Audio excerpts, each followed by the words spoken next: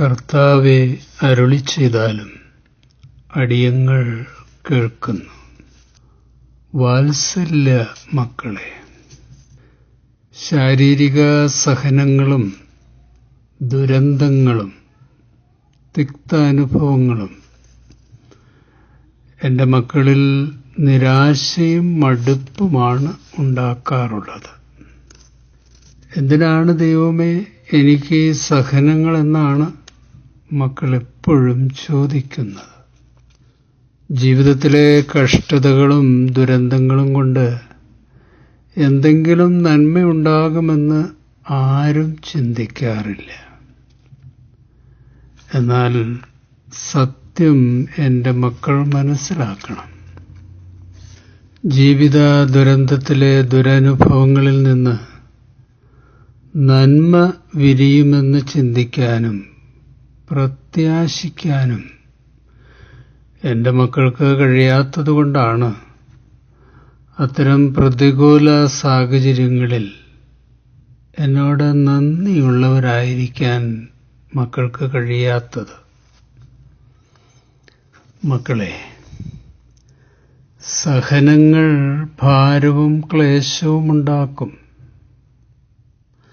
അതൊരിക്കലും നല്ലതായി നിങ്ങൾക്ക് തോന്നില്ല. പക്ഷേ ക്ഷമയും പ്രതീക്ഷയും ശരിതെറ്റുകളെപ്പറ്റിയുള്ള തിരിച്ചറിവുമൊക്കെ നിങ്ങൾ നേടുന്നത് പ്രതിസന്ധികളെ അതിജീവിക്കുമ്പോഴാണ്. ഈ യാഥാർത്ഥ്യം എൻ്റെ പല മക്കൾക്കും അറിയില്ല. നിനക്ക് പരിഹരിക്കാൻ കഴിയാത്ത ജീവിത പരീക്ഷണങ്ങളുടെ തടവിലായിരിക്കുമ്പോഴാണ് നീ ക്ഷമ പഠിക്കുന്നത്. കാരണം പ്രശ്ന പരിഹാരത്തിന് കാത്തിരിക്കുകയല്ലാതെ മറ്റൊരു വഴിയും നിനക്കുണ്ടാവില്ല. എല്ലാ വാതിലും നിന്റെ മുമ്പിൽ അടയ്ക്കപ്പെട്ടിരിക്കും. ഒച്ച വച്ചിട്ടും വൈകാരികമായി പ്രതികരിച്ചിട്ടുമൊന്നും യാതൊരു പ്രയോജനവും ഉണ്ടാവില്ല. ഒടുവിൽ പരീക്ഷണങ്ങളുടെ തീച്ചുളയിൽ നിന്നും ഞാൻ നിന്നെ വിടുവിച്ചു കഴിയുമ്പോൾ ഒരു വലിയ സത്യം നീ മനസ്സിലാക്കും. എന്താണെന്നോ? നിന്നെ ശുദ്ധീകരിക്കാൻ, നിന്റെ പരിമിതികളെപ്പറ്റി മനസ്സിലാക്കാൻ, വിനയവും താഴ്മയും പഠിപ്പിക്കാൻ ദുരനുഭവങ്ങളെ ഞാൻ പ്രയോജനപ്പെടുത്തി എന്ന വലിയ സത്യം നീ മനസ്സിലാക്കും. ഈ തിരിച്ചറിവുകൾ നിനക്ക് പറഞ്ഞു തരാൻ മറ്റെന്ത് വഴിയാണ് കുഞ്ഞെ എൻ്റെ മുമ്പിലുള്ളത്?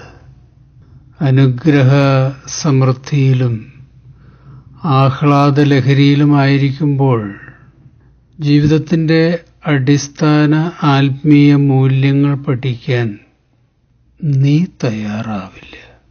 എത്ര പറഞ്ഞാലും കേൾക്കുകയുമില്ല.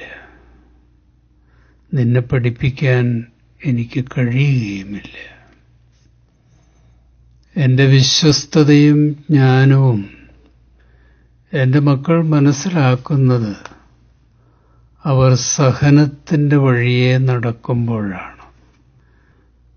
ജീവിത ദുരന്തങ്ങളിലാണ് എൻ്റെ മക്കൾ എൻ്റെ പ്രോമിസുകൾക്ക് വില കൽപ്പിക്കുന്നത്.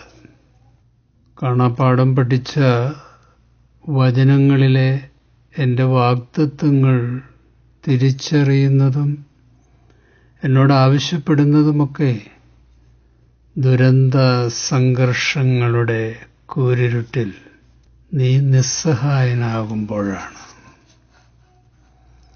ജീവിത ദുരന്തങ്ങളിൽ നിന്നും പാപബന്ധനങ്ങളിൽ നിന്നും ഞാൻ എൻ്റെ മക്കളെ അത്ഭുതകരമായി വിടുവിക്കുമ്പോൾ എൻ്റെ മക്കൾ നേടുന്ന വിസ്മയ ദാനങ്ങൾക്കായി നന്ദി പറയണം. അത്തരം സമയങ്ങളിലാണ് നിങ്ങൾ വിശ്വാസത്തിൽ ഉറയ്ക്കുന്നത്. ക്ഷമയും പ്രത്യാശയും പഠിക്കുന്നത്. എന്നോടൊപ്പം നടക്കുമ്പോൾ സ്വന്തം ബലഹീനതയെപ്പറ്റി ഭാരപ്പെടേണ്ട കാര്യമില്ലെന്ന് നിങ്ങൾ മനസ്സിലാക്കുന്നതും സഹനങ്ങളിൽ എൻ്റെ കൈപിടിച്ച് നടക്കുമ്പോഴാണ്. എൻ്റെ മക്കൾ പറയണം, കഷ്ടതകൾക്ക് നന്ദി. ബലഹീനതയിലാണ് ഞങ്ങൾ ശക്തരാകുന്നത്. റോമലേഖനം 5-ാം അധ്യായം. കഷ്ടത സഹിഷ്ണുതയെയും, സഹിഷ്ണുത സിദ്ധതയെയും, സിദ്ധത പ്രത്യാശയെയും ഉളവാക്കുന്നു എന്നറിഞ്ഞ് നാം കഷ്ടങ്ങളിലും പ്രശംസിക്കുന്നു. ഈ വചനങ്ങളാൽ ദൈവം നമ്മെ ഇന്നേ ദിവസം അനുഗ്രഹിക്കട്ടെ. ശുഭാശംസകളോടെ എ.പി. ജോർജ് അച്ഛൻ.